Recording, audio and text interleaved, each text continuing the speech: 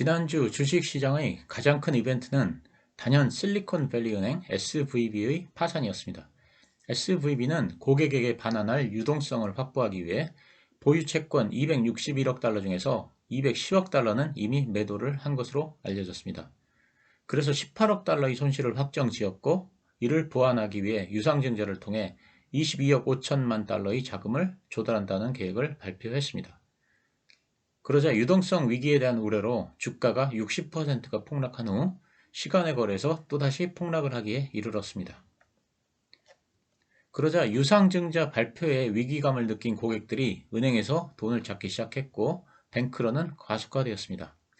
SVB의 예금 95%는 미국 연방예금보험공사의 보증이 되지 않아서 뱅크런 사태에 취약한 구조였습니다. 결국 미국의 금융당국은 SVB가 유상증자를 발표한 44시간 만에 거래를 정지시키고 파산 절차에 돌입했습니다. SVB의 몰락은 어떤 불법적인 원인에서 발생하지는 않았습니다. SVB는 고객 예금을 국채 등 장기 자산에 투자했습니다. 근데 연준이 긴축에 나서면서 채권 가격이 하락을 했습니다. 아시다시피 장기 국채 같은 경우는 레버리지 효과 때문에 금리의 움직임 대비 훨씬 큰 폭으로 손익이 움직입니다.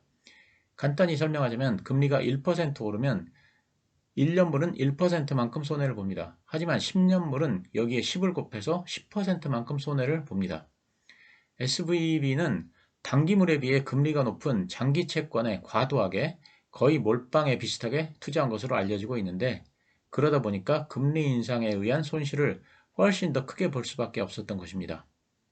그래서 미현실 손실이 쌓이기 시작했는데, 스타트업들이 돈줄이 마르기 시작하자 은행에서 예금을 인출하기 시작했습니다. 그래서 SVB는 하는 수 없이 기존에 가지고 있던 장기 채권을 팔아야 했습니다. 그래서 미현실 손실이 그냥 손실로 확정되어 버린 것입니다.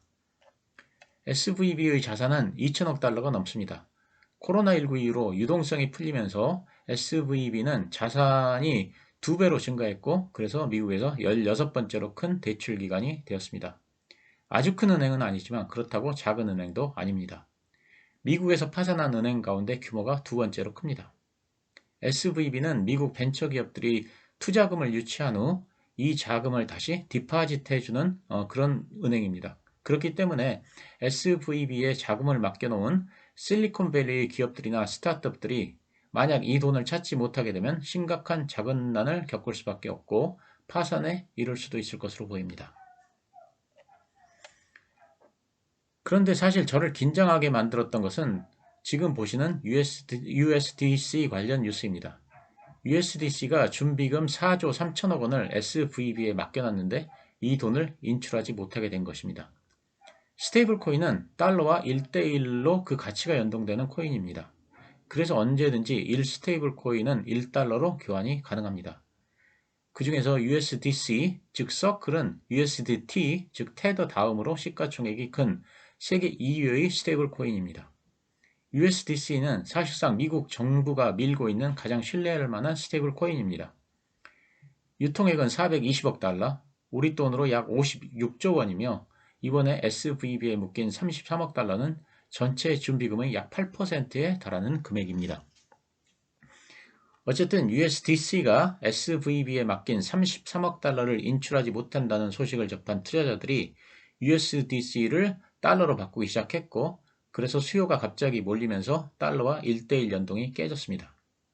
만약 디페깅 상태가 오래되면 투자자들이 USDC를 계속 팔아치울 것이고, 이를 기회로 생각한 공매도 세력들이 USDC에 대량의 공매도를 퍼부을 것입니다. 그러면 이는 테라 루나 사태와는 비교도 할 수 없을 만큼 큰 문제로 일파만파 사건이 커지게 됩니다. 지금 보시는 차트는 USDC 대 달러의 일주일 차트입니다.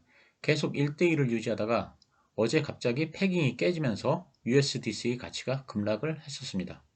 그래서 한때 0.9가 깨지기도 했습니다. 저를 아주 긴장하게 만든 사건입니다. 근데 다행히도 그 이후로 가격을 회복해서 현재는 달러 대비 98%까지 회복을 했습니다. 만약 USDC에 진짜 문제가 생긴다면 비트코인 가격도 크게 하락을 할 것입니다. 그래서 비트코인 가격을 찾아봤습니다. 다행히 USDC의 디패깅과 관계없이 비트코인은 오히려 상승하고 있었습니다.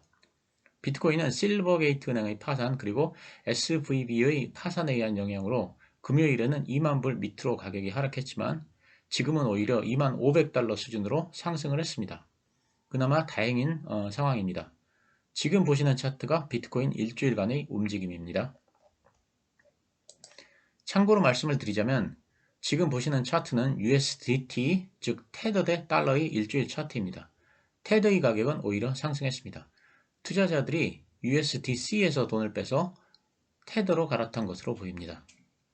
그런데 진짜 중요한 점은 과연 SVB만 장기 국채나 채권에 투자를 했겠느냐는 것입니다. 다른 은행들도 마찬가지로 장기채에 투자를 했지 않았겠느냐 하는 점입니다. 만약 그렇다면 SVB 파산과 같은 문제는 또 다른 은행에서도 언제든지 터질 수 있다는 것입니다. 이것이 가장 큰 잠재적 문제점입니다. 그러나 이건 우리가 지금은 알 수 없습니다. 위기가 전파될지 아닐지는 좀 더 시간을 가지고 지켜보는 방법밖에 없습니다. 현재는 SVB 붕괴를 개별 은행의 특별한 사례로 취급하는 분위기이지만 적지 않은 다른 은행들이 비슷한 문제를 겪고 있다는 점에서 위기가 전파될 가능성이 제로라고는 할 수 없습니다. 예를 들면 금리 인상으로 부동산 가격이 하락했는데 그 영향으로 부동산 대출이 많은 팩웨스트 뱅코프가 주가가 54% 폭락했고 주택담보대출 사업에 집중했던 퍼스트 리퍼블릭 은행의 주가도 30%가 폭락을 했습니다. 한편 연준이 SVB 파산 사태 때문에 금리를 더 이상 급격히 올리기는 어려울 것이라는 전망이 우세해지고 있습니다. SVB 파산은 은행의 일탈행위 때문에 발생한 것이 아닙니다. 지난 1년간 미국이 금리를 급격하게 상승시켜 은행 자산의 건전성을 악화시킨 것이 SVB 파산의 주요 원인입니다. 은행 입장에서는 금리 인상 속도에 맞춰 기존 자산 포트폴리오를 조정하는 것이 어려운 데다 기준금리 인상으로 은행이 보유한 국채 가격이 떨어졌기 때문에 현금화할 경우에는 막대한 손실이 확정되어 버립니다. 파월 의장과 FOMC 멤버들은 자신들의 의사결정이 은행업계에 어떤 영향을 미칠지 그리고 은행업계의 건전성 악화가 경제에 어떤 영향을 미칠지까지 생각을 해봐야 하는 그런 처지가 되었습니다. SVB 파산으로 연준의 금리 인상이 쉽지 않을 것이라는 전망은 이미 시장의 각종 지표에 반영이 되고 있습니다. 지금 보시는 차트는 미 국채 10년물입니다. 금요일에 국채 가격이 크게 상승하면서 시장 금리가 하락했습니다. 지금 보시는 차트는 지난 금요일 달러 인덱스입니다. 금리 인상이 쉽지 않을 것이라는 전망이 반영되면서 달러 인덱스가 하락했습니다. 결론입니다. 지금은 금리가 빅스텝이냐 베이비 스텝이냐 이런 것이 중요한 상황은 아닙니다. SVB 파산 사태가 어디까지 파장을 미칠 것인지를 면밀히 관찰해야 합니다. 그리고 그 파장은 지금은 알 수가 없습니다. 상황을 지켜보면서 SVB 파산 사태가 어떻게 전개되는지 그 추이를 봐야 합니다.